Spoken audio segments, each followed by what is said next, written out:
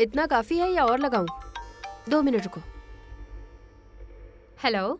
हालिया, मेरी बात ध्यान से सुनो। अगर तुम चाहती हो कि तुम्हारे बॉयफ्रेंड और तुम्हें कोई दिक्कत ना हो तो तुम्हें तुरंत शहर छोड़ देना चाहिए। क्या तुमने मेरी बात सुनी? तुम्हें घर छोड़ना होगा और किसी को कुछ समझाने की जरूरत नहीं है। और साथ ही कोई फोन भी आए तो मत उठाना।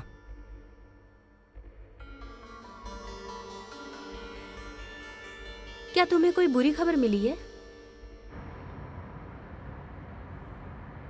बुरा मत मानना कैरोलिना, लेकिन हमें कुछ प्राइवेट में बात करनी होगी। ठीक है डेनिस, मुझे एक बात की चिंता हो रही है क्योंकि मुझे एक मैसेज आया और ये मैसेज आज आया। मुझे लगता है किसी को पता था कि आज कैफे में क्या होने वाला है। मुझे भी यही मैसेज आया है। ऐसा लगता है कि कोई ऐना को फंसाना चाहता है। उसको पैसे से भरा एनवलप देकर उस व्यक्ति को एनवलप देने के लिए कहा होगा। क्या तुम उसे पहचान पाए थे? वो यहाँ पर अपने शो पर था जब वो मेरे खर्चे पे अपने आप को प्रमोट कर रहा था और फिर उसने एंड्री को फंसाने की कोशिश की। हाँ, उसे रिश्वत देकर। मैं सोच रहा हूँ कि वो आदमी और मेरी पत्नी के बीच क्या कनेक्शन हो सकता है। मैं ये भी बात बता दूँ कि आना ने उस आदमी को यहाँ बुलाया था। मेरा मानना है कि ये दोनों एक दूसरे को बहुत समय से जानते हैं। मैं उससे सच उगलवा लूंगा। तैयार है ना भाई?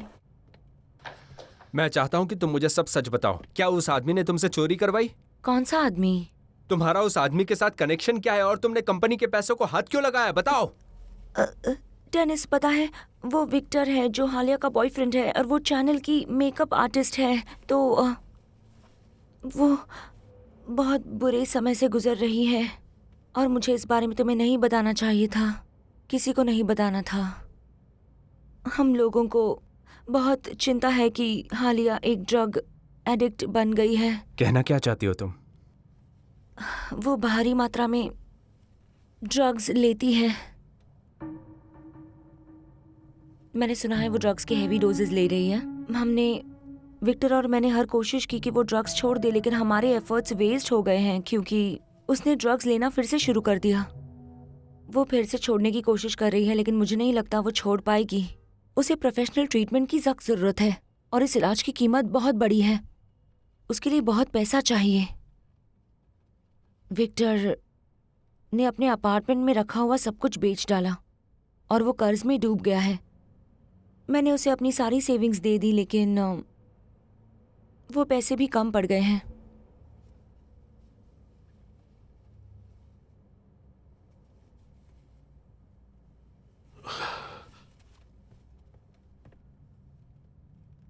तुमने मुझे ये सब पहले क्यों नहीं बताया?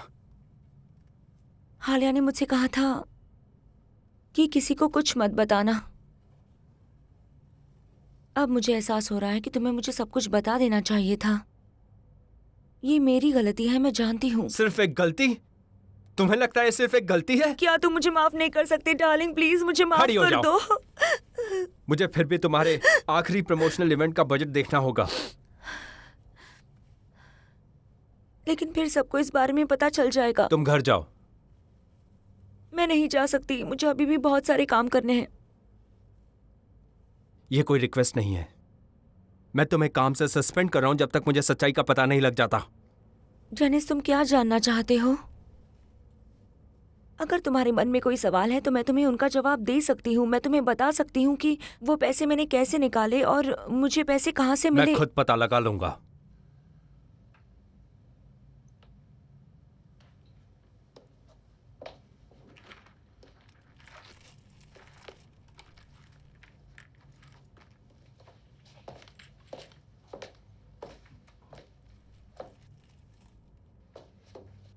हनी, इस सिचुएशन में मैं तुम्हें ये बताना चाहूंगी कि मैंने हमेशा कंपनी के हित में ही काम किया है और एनिवर्सरी सेलिब्रेशन एक बड़ा इवेंट होता है और किसी को इससे कोई नुकसान नहीं पहुंचता। घर जाओ और जब तक मैं ना आऊं घर से बाहर मत निकलना।